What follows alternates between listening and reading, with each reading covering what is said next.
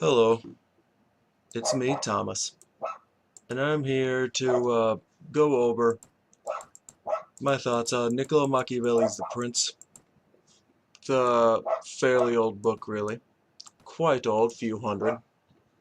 And I have to say, out of all the books that I've really read, I have to say that none have really touched me like The Prince has, really. The Prince, for those who don't know, uh, is a book from Niccolo Machiavelli. There you go. Niccolo Machiavelli. He does not look anywhere near like this man, but I'm just putting something interesting in the background, of which has nothing to do with Niccolo Machiavelli's The Prince. So, Niccolo Machiavelli was an Italian advisor in the court of Medici. Now, I could be wrong in my research. I could definitely be wrong, but that's my story and I'm sticking to it. Now, Niccolo Machiavelli, he decided to make a book in 1505, and it was published in 1515. Now, the book was called The Prince, and it was basically a dummy's guide on how to be a prince and not die doing so. Now, to be a prince, Niccolo Machiavelli went over quite a few of the do's and don'ts that you should heed in order to be an effective prince. Now, a lot of the book, I have to say, is very good. I loved it. I absolutely adored it. A lot of the book. For example, I loved how it went into how France and Turkey had very, well, I should say the Ottoman Empire at that point, was, well, at the time of writing, were basically mirrors of each other, and that how France was very easy to take over as the king didn't have enough power to muster a very large army, unlike that of the Turks, which was ran instead of nobles, which the French used. The Turks was basically a theocracy and used mainly ministers of the king. And at that point, really, they didn't have too much of a say in many matters. Now, what was I going to say? Darn, lost my train of thought. Oh, yes. Now, thing is, with Niccolo Machiavelli's The Prince, is that it's not too big, so it made a nice quick read, but it sticks with you. Or at least while reading and listening to the audiobook that I found on Ancient Recitations, there we go, unabridged version. Fully translated, unabridged. I liked it. Bit of a grind, but still. I have to say that it is pretty good. But the thing is, and I keep on repeating myself, is that it's very honest. Brutally honest. Honest to the point of where I'm surprised Niccolo Machiavelli wasn't killed for what he wrote. His book was banned and he was placed in trial, I do believe, if I can remember correctly. But the things that are in that book is there's something else, really. Now, why do I say that? Well, see, it goes into so many powerful governments at the time, especially for one who's just a court advisor in the small Italian city-state. Uh, he deals with powers much larger than him and has the audacity to, talk down to even that of the holy ecclesiarchal members of Italy, also as the Papal States. Now, what he does is that he addresses everybody. No one, nothing is sacred in this book, and I love it. Now, another good thing that I found here was the usage of mercenaries and auxiliaries. Now, why would I be bringing that up? Well, this book is fairly hard to many people. It's very hard to many people because they can't really grasp the concepts of diplomacy and politics. I, however, am very good at this. Not to toot my own horn, but I'm going to toot it pretty loud. I'm pretty good at this, at least in comparison to that of my peers. Now, even so, it was a bit of a struggle for me to get through it, and it required me to reread it a few times. Now, what I going back to chapter 16, mercenaries and auxiliaries and the like. It's not named and the like, but I'm just adding that in. The mercenaries, auxiliaries, and the like is that they're garbage. They're awful, they're garbage, don't use them, they're trash. Thing is that if you win, they'll take you hostage. If you don't win, and you probably won't because they'll just run off the battlefield, you'll also just lose money and also in some way, shape, or form be taken hostage, really. The reason is because mercenaries and auxiliaries are not really loyal to you. They're loyal to their money, and they're loyal to the land that they're already from. And as such, your own men are much better, much leagues better in combat and in annexation, use, everything in that order. And the thing is, how this relates to me reading The Prince is that there are so many sites, Spark Notes for example, that like to translate and put it into modern day terms, quote unquote, and hip young kid terms.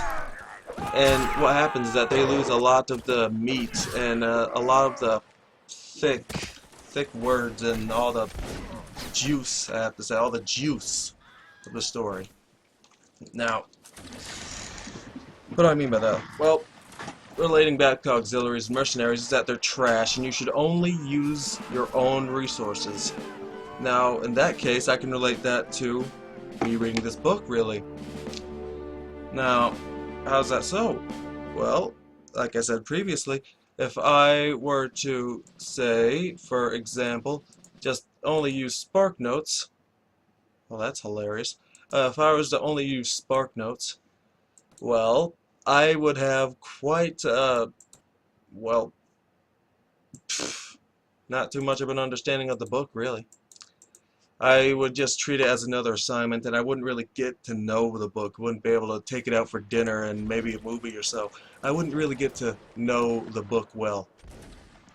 And that's what really, you know, brings out the knowledge of these books. Now, well, books in general, you can't really go into SparkNotes and or some other site. I'm just using SparkNotes because it's a fan favorite. It's good to use maybe for a review, but definitely not for a complete reading of. Now, I'll be honest, I'll pledge guilty to mainly using SparkNotes during our times of was it Julius Caesar and various other Shakespearean plays. Well, because, you know, it's Shakespearean English, it's not that easy to grasp. Wow, this server's owner's pretty something else. But thing is that, darn, just lost my train of thought again. Bear with me for a second. Yes, I'm back on track. There we go. Here it is. So, thing is that with SparkNotes, you're gonna lose so much of the meat and such of that story, and it's a shame that people always go through it. But to get back on track to Niccolo Machiavelli's The Prince and not go on another, I don't know how long, maybe probably 10-minute rant about SparkNotes is what was it? Oh yes, Niccolo Machiavelli's The Prince. I'm dumb. So, thing is, Niccolo Machiavelli, he put things honestly, and I love that. It's something that so many people today really should take care of and should also, you know, look at. Should really examine the points of Niccolo Machiavelli's The Prince, and not so that they can gain power as per se, that, well, that's not really what you should do. No. Your average person is not going to gain power. You're not going to gain power from reading Niccolo Machiavelli's The Prince. No, no, no. What's going to happen, though, from reading The Prince, is that you are more than likely going to have a much greater understanding of power and politics. Now, why is that important? Well, given that we live in America, not to play the America card, but I'm going to play it, since we live in a democracy, it's important to know your leaders, and it's very easily for so many people to be misled and, you know, lied to. And if one reads a book such as The Prince, one could easily go and see why so many candidates say what they say, do what they do, and why the average person tends to be kind of neglected and or sometimes even abused, really, some people might say. Now, why is that? Well, it goes in relation to something that Niccolo Machiavelli said that a lot of people really don't like. Now, here's the bit. Here's the bit that people wonder. Is The Prince satire, or is it actually a how-to? Now, here's the reason why. It's on the treatment of the princes, or just the people that are under you, the treatment of them. It revolves all around the treatment. Now, the reason why this is controversial is that, well, he tells you to treat them kind of garbage. Now, why is that? Well, if I can remember verbatim, I'm probably not going to, but it can go something like this. If you're going to treat your people bad, do it all at once, then never do it again. Because, let's say your average person, they're going to remember a little grudge. Men are easy to grudge. Well, not just men, but you get my drift. Men are easily upset. They are very easy to grudge. And they will hold a very long, very hard grudge over simple things, such as, for example, putting more stuff on a conveyor belt than they're supposed to. What was that? Cashier line. There we go. Stupid again. Sorry. Cashier line. Then they're supposed to. 13 items or less, they put down 20. You will have a grudge against that person. Now, here's the thing with grudges. They don't go away. Or they take a very long time to go away.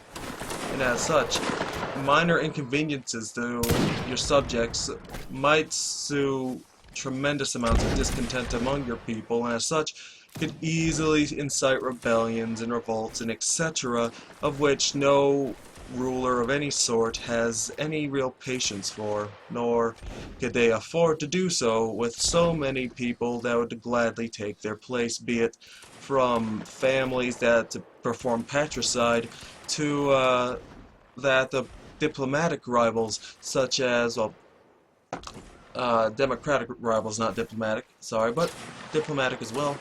Democratic rivals, such as another Doge, for example, to put it, you know, to bring up the Venetians, or various other merchant states.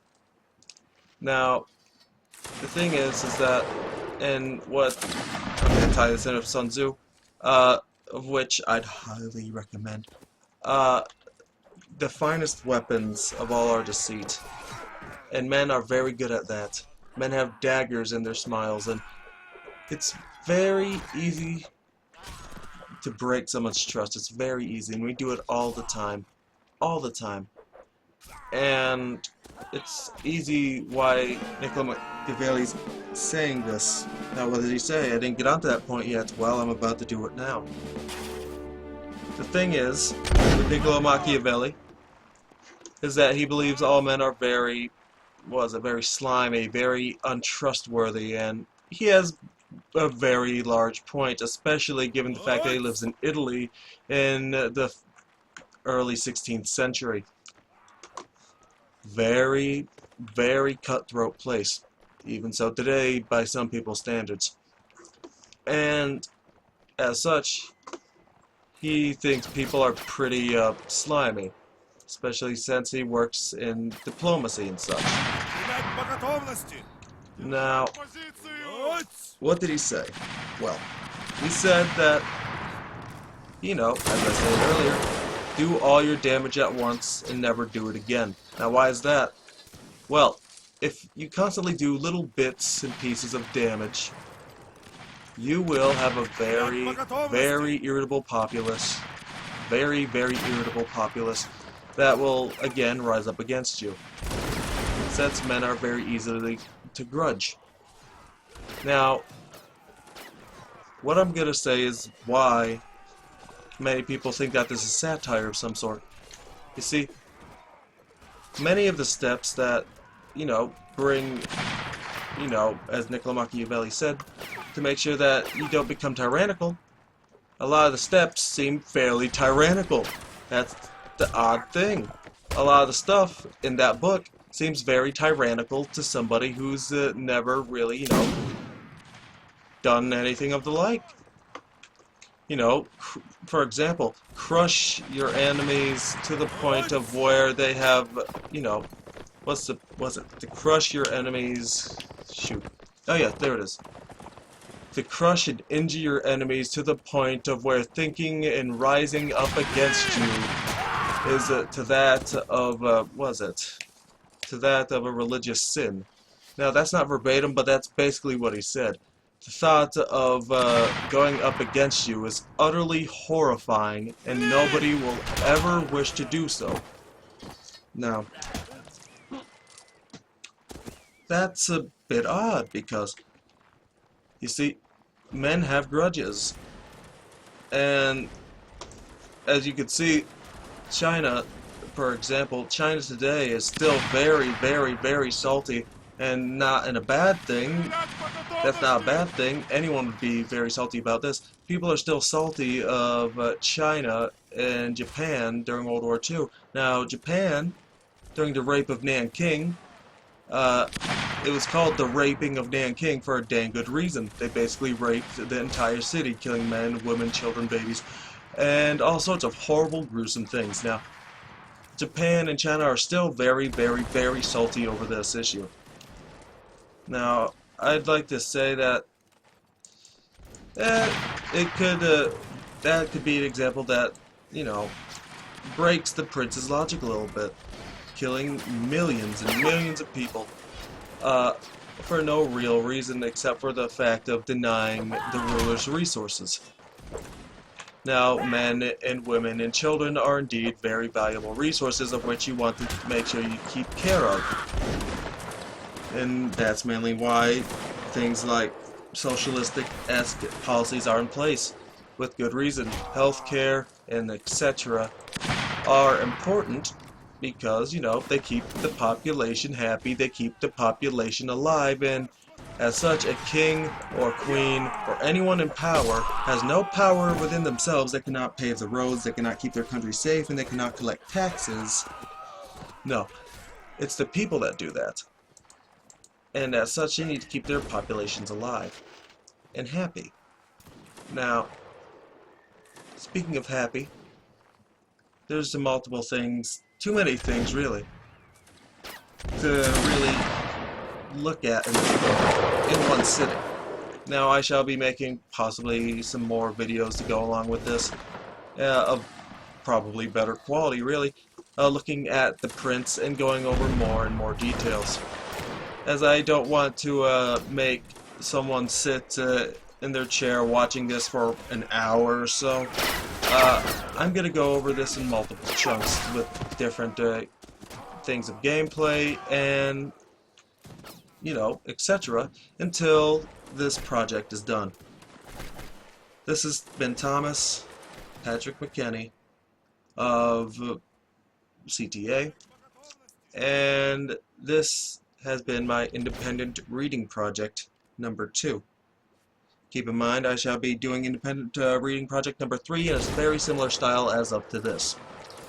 I thought I'd point that out for some reason.